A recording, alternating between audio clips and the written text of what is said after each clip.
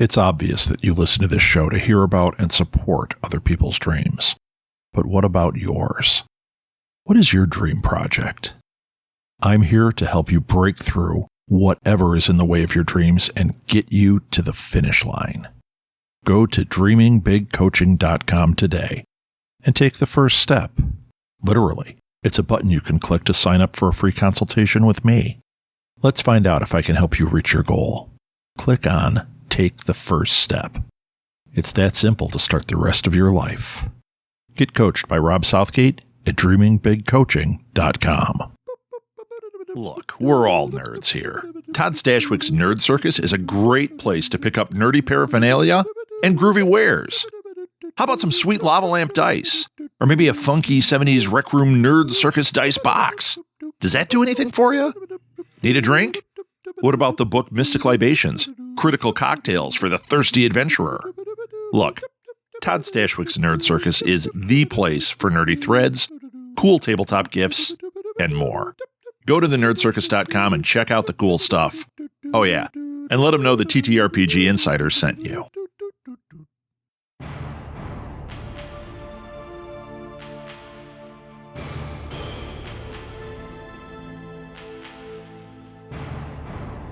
Welcome back to TTRPG Insider. I am your host, Rob Southgate. TTRPG Insider is a podcast about tabletop role-playing games and the people behind them. Every episode, I interview someone who's involved in the creation of these games that we love to play. I want to hear their stories about their lives, not just a description of the game they're working on. You can follow TTRPG Insider on Facebook or Twitter by searching for TTRPG Insider. I plan to add other social media, but for now, that is the best place. If you want to email me directly, you can send an email to rob@ttrpginsider.com. This month, we're featuring Girl By Moonlight by Evil Hat Productions. They have a Backerkit campaign running through June 22nd. Please support this crowdfunding effort, both financially and by sharing it across your social media. You never know who's going to fall in love with this game. I know I did.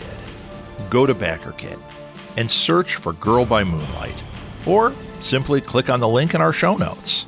Today's guest is Andrew Gillis, the creator of Girl By Moonlight from Evil Hat Productions. Here's Andrew. Andrew, welcome to TTRPG Insider. I'm excited to have you on to talk about your love of TTRPG and get kind of your story.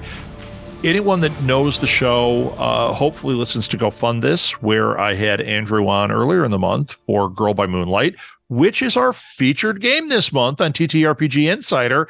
Andrew is I'm going to call you the mastermind behind Girl By Moonlight. So I thought I would invite them on the show and get to know them a little bit more. So Andrew, welcome. Thanks for having me on. I appreciate it. So we've got a few more days left to Girl By Moonlight and on Backerkit, and the link will be in the show notes. So if you're listening and you want to support it, get in there. It's still running. It has demolished its goal, but now is when the juice happens. This is when you get those nice stretch goals, and you can get the really nice copy of the book. It's still available, so get in there and do that. Like I said, I'll put it in the show notes. It is at Backerkit. It's from Evil Hat Productions. Lots of ways you can look for it. But Andrew, let's hear about you. Who are you? What's your background? So I'm a longtime role player and now game designer. I've been interested in tabletop role-playing games since I was quite young. It was basically one of the first big hobbies that I kind of got into, informally, just through like telling stories and making up characters and stuff with friends of mine. And then later on in life, getting the good fortune of meeting and playing with a lot of people who were designing games at the time and have gone on to make a lot of really, important and influential works. And I just happened to be in the right place at the right time to play some games with them and get into the indie RPG space. And it's been just something that I've absolutely loved and gotten really deep into, and has given a lot back to me in terms of wonderful experiences and getting now to make my own game and put it out into the world. It's been a gift. So, yeah. So what age did you start playing? Well, started doing kind of like making up stories and making up characters and this kind of thing, which I view as kind of a precursor to role playing. I was doing that with my kind of one friend in elementary school when we were like 7 years old or something Real like early. that, like quite early. And then finding some games kind of later on, like maybe around like 11 or 12 years old, something like that, getting into, very clumsily and poorly and messily playing Dungeons and Dragons or these kinds of things as kids do. And over time becoming more familiar with games in general and with Right. There was actually actually a playing game by the system rules to and it. And yeah, yeah. rather than just making stuff up. So yeah, it's been a long and steady process, but it all started with just making stuff up and telling stories as a little kid.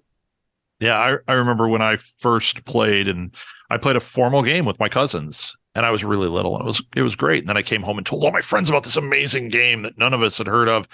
And it was exactly what you said. I think I got graph paper. I drew a dungeon, and I didn't know what they were rolling for. I didn't know what, we just made it all Mm-hmm. up.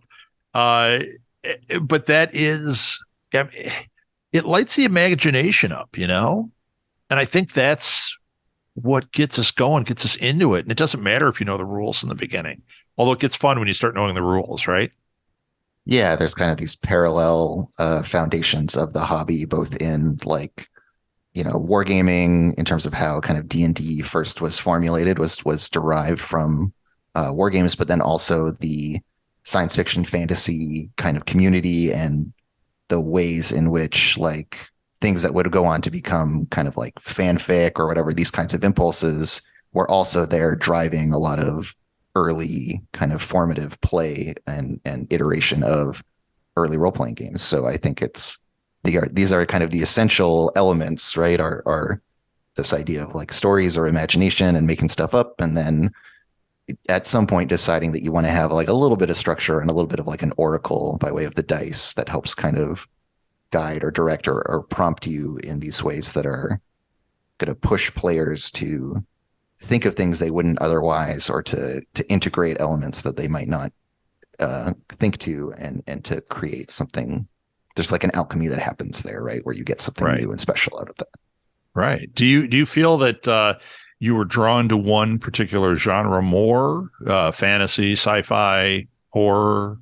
Yeah, certainly, fantasy and sci-fi were the clear place to start. And me and my friend making up stories, we were heavily influenced by video games and a lot of the stuff, the media that we were kind of consuming, right, is always a close at hand to build your own stuff out of. But as time went on, I think I became increasingly interested in kind of more subversive genres. So horror became a big part of it, and there was a phase in my kind of 20s where I was really getting into that and exploring a lot of those kinds of media and telling those kinds of stories as well in role-playing games that I was playing. So it's really been a kind of meandering through various genres at various kind of eras in my development and finding new and exciting things to play with as I went along. And I'll always end up jumping to the next big thing. I'm not the kind of person who will like drill super deep and stick with one thing for too long. I tend to try something out, get excited about it, and then something new will come along and I'll get excited about that and play with that for a while and keep pieces of them, with me as I go forward. But I'm always trying to be open to new ideas or new themes to explore, that kind of thing. You said you were lucky at an early age to be able to play with people that ended up becoming important voices. How did that happen? Did you live by Gen Con, or was it just, hey, these are the people in the neighborhood, or what was it? So yeah, I live in the Pacific Northwest, and there's definitely a pretty strong kind of indie design scene around here. Like Seattle, Story Games Seattle or whatever it was quite influential and prompted my friend Avery to run something similar here in Vancouver. And so it just so happened that my partner, who I was dating at the time, got handed a little stub, a little ticket, a little flyer for attending one of these events that Avery was putting on. And so that's how I met her and started playing games with her, was basically by attending one of these events. And my editor for Girl by Moonlight was at that same event, and through those people and their playtest of Apocalypse World, I met John Stone Metzger and a couple other folks, and so there was just kind of this group that I stumbled into that happened to have a bunch of people making games in it, and pure luck that I got there, just being in the right place, basically. I've heard similar stories over and over on this show. People in this industry in particular. I got to play with somebody and it turned out they did this and they invited me in, and I wasn't a writer, and now they asked me to try something and now I'm like a major writer. It's like crazy. This particular bubble of, we'll call it entertainment. It's just very interesting to me how you get there and who you meet along the way. So I know you're gonna have various answers to this, but what would you say is your favorite game world to play in? And if you say Girl by Moonlight, I swear it might be. Well, it might be. The funny thing with my own game is that it doesn't have its own world, strictly speaking, right? Everyone's going to make their own new thing, and so I dodged that, right? I can't be attached to my own little creation. Favorite game world to play in? I mean, I am definitely always excited when I get to make up my own. That's always been my kind of preference, and that's why I designed my game the way that I did. But I was really impressed with the way that Blades in the Dark assembles a world that fits its game really, really well, and that has these kind of mechanical underpinnings built into it. And so the world is kind of inextricable from the functioning of the game in a lot of ways. And so that setting has always been really inspiring every time I sit down to play in it, because I get to think about all of these interactions between the system and the game itself and the setting that it's happening within, and the ways in which the elements of the game are reflected in the rules and might change how I interpret or play with certain mechanics within the game. So that would be the one that's kind of closest at hand for me. So what game system do you like the best? Obviously, I'm sure you probably like the Fate system, but what would you say is your favorite system? I cut my teeth on Powered by the Apocalypse games. Like my entry into indie role playing very quickly settled on this playtest of Apocalypse World, and that was a big kind of formative experience. So in that sense, I would say that one's probably very important. And like, I love Monster Hearts, which is another game derived from Apocalypse World. But I mean, I will play anything, and I'm always excited to try new systems. I think it's really important as a kind of game design curriculum to play as many different types of games as you can. And so I'm very much a polymath, I guess, of game systems. I will go and I will play anything and get excited about anything and try to master whatever game is in front of me, right? And really play it to the hilt, and in the way that in the sense of like what I think the game's design is really trying to go for, and what the author's intent was. I will try to chase that experience and really see how well it delivers that. I try to play in good faith, at least initially, right? And say like, we're going to play this game as it's meant to be. And then, maybe you start twisting it afterwards. But I think it's really important to kind of understand it before you start bending it and twisting it around. Sure. Yeah, it makes sense. So you were saying that at an early age with your buddy, it was sci-fi and fantasy. And, what would you say were the most influential, like, probably at that point? Well, you mentioned video games. What would you say are the video games that really lit you up, or what are the games now that light you up? Yeah, I mean, back in the day, it was a lot of like, at least with that friend, he had the gaming systems, like he had the consoles and I didn't at home. And so we would like play JRPGs and other things like that together. And we would just like sit through these very very lengthy games. We would hang out every weekend and play through them together.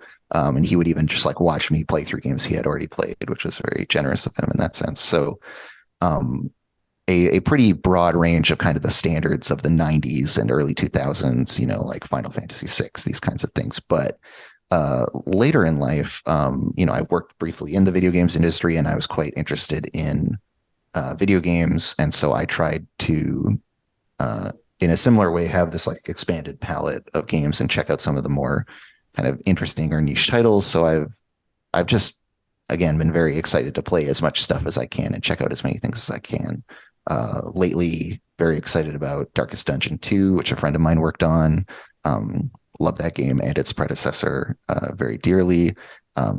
Still playing tons of Slay the Spire. I just think it's such a wonderful, tightly assembled game mechanically, and it has been so hugely impactful in so many other games. So it's always fun to revisit it and see, oh yeah, here's a thing that other games have since stolen and, you know, taken as influence or whatever else. So the kind of ways in which, and games are generally pretty bad about this, but the ways in which you can kind of see the citations for, you know, a game that follows another game and what they borrowed from or whatever. We're generally not very good at talking about or explicitly naming the things that influenced games. They tend to hide their sources, but if you go digging for them, I think it's really fun to kind of trace the history of an idea through various permutations like that. Yeah, very cool. Would you say you're more of an indie video game player too, like you are a TTRPG player? For the most part, yeah. I will still pick up certain big blockbuster titles. Like I've got Tears of the Kingdom that I'm playing through now, and I'm, you know, having a great time making weird jalopies and all the silly things that you can get up to in that game. So I'll still dip in, but I tend to shy away from, you know, like I'm not like a Call of Duty player or these kinds of things. There's certain streams of video games that I just do not touch anymore. So yeah, I used to try to buy a wide variety because I'd want to try the different mechanics and see what was up. And it's weird to me that I had a series of consoles where I kept buying sports games, and I could give a crap about sports. I just I like the game part of it. I don't really like the rest of it. So I would buy these games and I would play them. And if like my brother-in-law wanted to play with me, he'd be all into like the stats and who was what, blah, blah. I didn't even know. They could all be made up players for all I cared. I just wanted to see, how does it play? What's changed about it? And just like you said, there were things I played that I would see bleed over into other things and go, oh, that's cool. But at some point I just lost interest. It was still the same. I'm hitting a ball. I'm running. I'm throwing a football. You know, I would rather get deep into story. Do you ever do the big open worlds like Red Dead Redemption or Skyrim? Has that ever been something that's attracted you? Yeah, I'll you know, lose myself in those games the way you know, a lot of people describe themselves doing. Especially more recently, since I had a disabling injury in 2018, and so shortly after that time was when while I was in hospital recovering from that is when I got a Switch, and so I played Breath of the Wild, which is this big open world game. Oh yeah, and it was really really important to have something like that when I was so kind of stuck, you know, in hospital, and then later kind of pretty limited in how much I could get out and what kind of adventures I could go on. It was really, really nice to have something big and open and bright and cheerful to get into. Yeah, it's definitely a balm in these times, especially, you know, pandemic as well, obviously. right. Yeah. I found myself roaming in the open world games during the pandemic, and it was tough to get into TTRPGs because I didn't do Roll20. So all of a sudden I wasn't meeting my friends, and it was difficult, but now we're back in there and things are awesome. Have you ever been to the big cons like Gen Con and sat down and played at a table? Or I haven't done any of the East Coast cons. I'm kind of hoping to maybe branch out in the next couple of years, but I've done Big Bad Con and Go Play Northwest are kind of the two staples of my calendar for a while there. I kind of got my big break to get my publishing deal for Girl By Moonlight at Go Play Northwest in 2017, because I managed to convince John Harper to sit down and play my game because we were previously acquainted. And so I had like a playtest version of GPM, and there was just this very good collection of players that I managed to get. And Sean Nittner, my publisher, walked into the room and sat in for a little bit, watched us play, and when I got home from that event, I had an email from him offering me a publishing deal. So Oh, fantastic. very important Fantastic. moment. Yeah. So, as somebody who is world building and creating, I'm sure you are a reader as well. Uh, this is a crap question. And I'm so going to ask it. What are 3 books that you would recommend everybody read right now? So I have been reading a lot of Jeff Vandermeer lately. Right now, I'm reading a book called Hummingbird Salamander, and it's brilliant. I love it. I would definitely recommend it to anyone. It's worth checking out. And I mean, any book that he's written that I've read has been really good. I'm also a big fan of Becky Chambers. I recently read through her series that starts with A Long Way to a Small Angry Planet, which is a sci-fi series, and I loved that. That's a great name. I don't know that one. I'm going to have to check that one out. I like it. Yeah, her books are really interesting. They're very hopeful and uplifting and heartfelt, which is not something you often see in sci-fi, but is a very welcome thing. Yeah. And gosh, a third book, and I don't want to repeat these authors, so I'll go out to say people should read Gideon the Ninth. It's part of a series called The Locked Tomb. A lot of people, I'm sure, already know about this, and I'm not going to be blowing anyone's mind with this recommendation, but it is a very fun series of books, and it's really interesting as something that has kind of developed out of fandom that the author kind of came through and got their start in, and then now is writing, their own works and doing their own world and characters. It's very, very cool. So there's an interesting kind of history behind that as well. So we've got Girl by Moonlight. I know from talking to you before that this is kind of a contained thing you're doing with this. Have you got something else in development? You don't have to spoil anything. You don't have to give away any secrets here. I have a couple of things I can talk about, and then one thing that I can't. But my big kind of game design white whale that I'm chipping away at and trying to develop is this game I want to make called Hell's Electorate, which is a parliamentary procedural set in hell, where the players are trying to draft legislation and change the law, which is like an actual document that sits on the table and you like redact or omit or edit on the fly, and that the rules of the game as reflected in the law kind of adjust during play, and you're trying to kind of change the game to suit your faction's needs so that you can kind of win. So it's a like competitive role-playing game about doing politics or like legislative politics. Yeah, it's an absolutely silly idea that's proving very difficult to kind of design and get my head around, but I am really enjoying the challenge. So I've done some work on that. I put it on the back burner for a bit, but it's something that I will be coming back to and trying. That's a very fun idea. Very different. I like that. Yeah, I'm hoping that since I've got like a more kind of normal quote unquote role-playing game that I've put out and published, that I can now have a license to get a little weird with it, and that people will trust me to run with an idea that might be a bit unconventional. And if not, it goes on Drive Through RPG, and you write the next Girl by Moonlight, something. You said there were a couple you could talk about. What's the other one? So I also have a smaller project where I want to make a game that involves writing prose and then editing or crossing out or eliminating parts of that prose throughout play. So I'm kind of prototyping some ideas that I would want to include in the other project here, but a 2-player RPG where, players kind of are prompted to write this scene, and then they repeat the scene over and over again, but the scene slowly kind of degrades as they're doing it. So they have to eliminate elements from this writing of the scene, and the scene eventually crumbles away. And that as they are doing that, they are getting deeper into the character that they're portraying. And so there's this kind of parallel between the unraveling of the space, the scene, the timeline, whatever we want to call it, and then the breaking down of their own barriers between the characters so that they can finally speak to or confront this central thing that they're avoiding. Yeah. Why do I think my daughter's going to order this the second it's available? She's a writer. So I'm like, oh God, everything you just said, I'm sure her ears are perked up like something is coming. Well, that sounds absolutely awesome.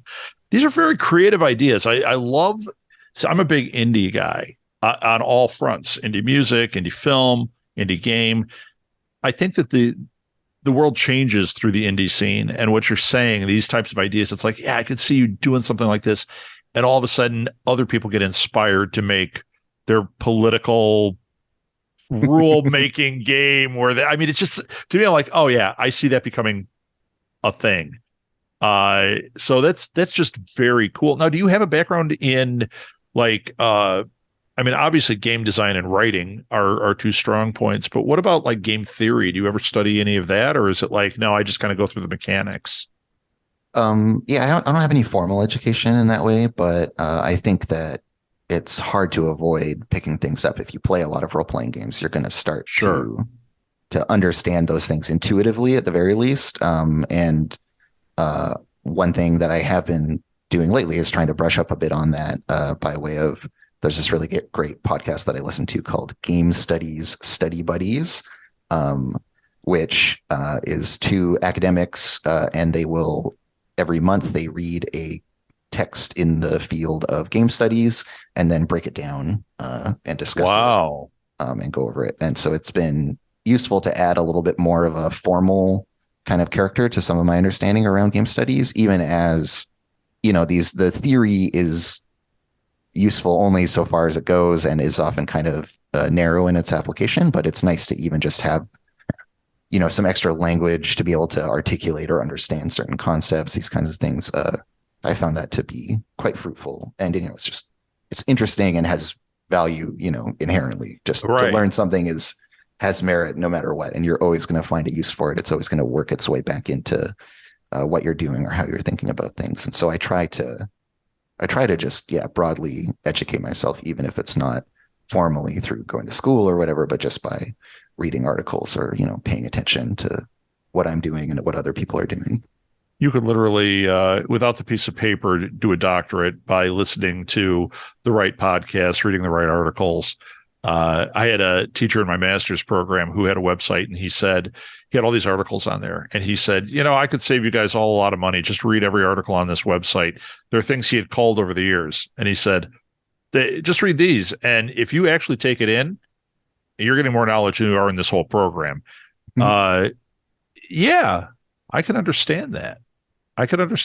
So it's great that you found a podcast that is doing that for you. I'm a big fan of podcasts, obviously, and I'll actually put that in the show notes too. I hope other people listen to it. I know I'm going to add it to my queue as soon as we finish here. It's one I would recommend for sure. So we're wrapping up here. Where can people find you? I'll put it in the show notes, but where can they interact with you? What's the best place? So long as Twitter is still around, I'm at Commuting Crow on Twitter. I'm also at Andrew Gillis on co-host. Those are probably the best places for people to say things to me online if they want to do that. And you can also follow my work through, right now I'm publishing under Evil Hat. So if you want Girl By Moonlight related things, you can keep an eye on them. They will put out newsletters, announcements, and these kinds of things as well. Fantastic. And once again, I'll put stuff in the show notes so people can reach out to you if they have questions or want to interact. As you know, that might be the entry point into the industry, just getting in conversation with somebody and picking their brain a little bit. It's great. So Andrew, thank you so much for being on. I will invite you again in the future to join me. If not just on Go Fund This, but I'll have you here. And I have another show called Alley Chats that at some point I think it might be kind of fun, especially after you get to one of those East Coast cons. Let me know, and we'll have you on, and we'll talk about the experience, and I'll tell you the most disgusting story in the world about Gen Con that I experienced. So something to look forward to. Yeah, Andrew, can't resist that invitation. Yeah. Oh yeah, it's a bad one. You're going to book your tickets to the East Coast right away so you can hear this story. Andrew, thank you so much for being on. This was truly a pleasure, and best of luck with Girl by Moonlight. It's a fantastic game. It's an honor to have that as our featured game of the month. Well, thank you very much. Yeah, delighted to be here. Thanks again for that fantastic interview, Andrew. I can't wait to see what you create next. If you or anyone you know has a crowdfunding effort about to launch or currently going, send them my way. I love to share cool TTRPG projects and to help people reach their goals. You can connect with me through the TTRPG Insider Facebook page or via email directly to rob@ttrpginsider.com. TTRPG Insider is a production of Southgate Media Group, hosted, edited, and produced by me, Rob Southgate. Thanks so much for listening to the TTRPG Insider.